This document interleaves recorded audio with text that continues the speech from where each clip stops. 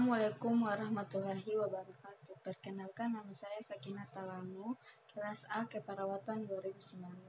Di sini saya akan menjelaskan apa itu triase. Buat teman-teman yang pernah ke rumah sakit, khususnya di ruangan IGD, di sana kalian akan menjumpai garis-garis yang berwarna-warni. Dan garis-garis ini biasanya diletakkan di lantai ruangan IGD. Garis-garis itulah yang disebut dengan triase. Nah, apa sih sebenarnya triase itu? Triase adalah pengelompokan korban atau pasien berdasarkan berat ringannya trauma atau penyakit serta kecepatan penanganan atau pemindahan.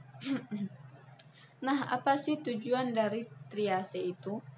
Tujuannya yaitu dapat menangani korban atau pasien dengan cepat, cermat, dan tepat, sesuai dengan SDM yang ada. Nah, triase ini merupakan pintu masuk ruang awal, jadi sebagai garda utama dalam pemilahan korban gawat darurat.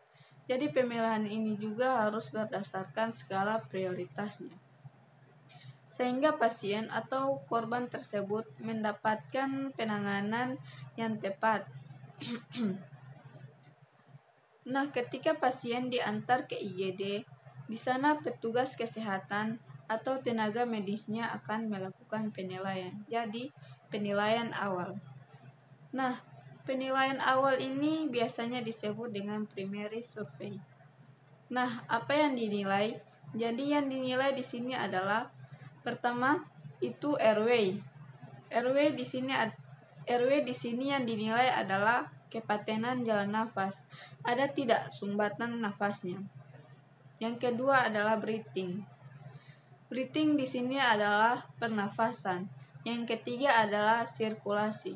Sirkulasi di sini dilihat ada tidak perdarahan yang berlebihan. Dan yang terakhir adalah disability.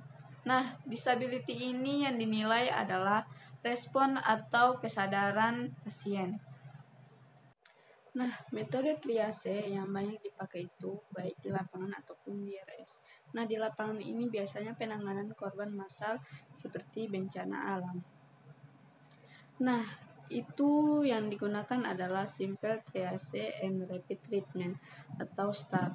Jadi STAR ini adalah metode pengelompokan pasien berdasarkan labelisasi warna. Nah, seperti yang sudah saya jelaskan, warna di sini dibagi menjadi 4. Yang pertama merah, yang kedua warna kuning, yang ketiga warna hijau, dan yang keempat itu adalah hitam.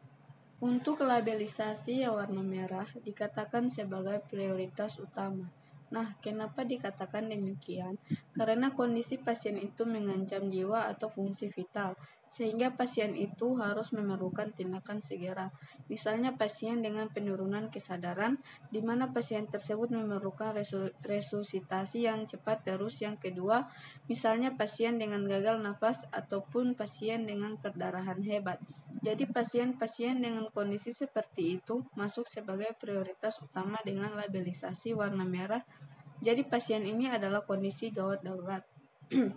Untuk pasien yang masuk dengan labelisasi warna kuning merupakan prioritas kedua. Mengapa dikatakan demikian?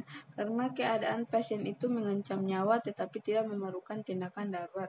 Jadi pasien di sini adalah kondisi pasien yang gawat tetapi tidak darurat. Misalnya pasien-pasien dengan patah tulang besar, pasien-pasien fraktur misalnya, terus pasien-pasien dengan luka bakar. Luka bakar di sini biasanya luka bakar dengan derajatnya itu yaitu derajat 2 dan derajat 3 atau pasien dengan trauma toraks atau pasien dengan luka tusukan. Nah, untuk labelisasi warna hijau itu dikatakan sebagai prioritas ketiga. Nah, kenapa demikian? Karena kondisi pasien darurat tidak gawat. Jadi keadaan pasien itu tidak mengancam nyawa tetapi memerlukan tindakan darurat. Nah, kondisi pasien seperti apa yang masuk dengan labelisasi hijau? Misalnya dengan pasien cedera yang tidak mengalami penurunan kesadaran dan dapat melakukan mobilisasinya itu secara mandiri. Tanda penggunaan alat bantu seperti kursi roda atau brancard. Atau juga pasien dengan luka bakar. Nah, luka bakar di sini luka bakarnya itu dengan derajat 1. Bisa juga pasien dengan fraktur minor atau tertutup. Untuk labelisasi hitam itu masuk dengan kategori prioritas keempat. Nah, mengapa demikian? Karena keadaan pasien itu tidak mengancam nyawa dan tidak memerlukan tindakan darurat. Nah, pasien-pasien dengan kondisi apakah yang masuk dengan labelisasi hitam? Misalnya pasien yang sudah meninggal ataukah pasien dengan kondisi kritis di mana kesempatan atau peluang untuk hidupnya itu sangat sedikit. Ataukah pasien dengan gejala tanda klinis yang ringan, misalnya pasien yang batuk flu biasa seperti itu.